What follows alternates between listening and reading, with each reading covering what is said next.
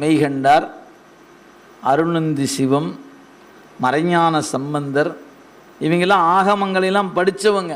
அவங்க தான் சொல்கிறாங்க, அஞ்செழுத்து மந்திரந்தாப்பா ஆகமத்தினுடைய சாரம். அதான் பாட்டு சொல்லி பாருங்க, அஞ்செழுத்தே ஆகமம். அண்ணல் அருமறையும். இந்த நால் வேதம் சொல்கிறோமே, அது என்ன நினச்சிட்டு இருக்கீங்க? அஞ்சு எழுத்து தான் வேதம்.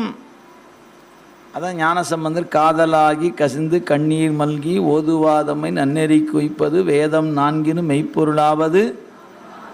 அவ்வளோதான். இப்போ நீங்கள் 4 வேதம் எனக்கு தெரியாதுங்கன்னு இனிமேல் சொல்லக்கூடாது. ஏன் வேதமா, என்ன வேதங்க வேணும்? இல்லைங்க அந்த வேதம். இங்கே பாருங்கள், 4 வேதம் என்ன சொல்லுதுன்னு தெரியுமா? நான் சொல்கிறேன். என்ன சொல்லுது? நமசிவாயன்னு சொல்லுது. வேலை முடிஞ்சு போச்சு.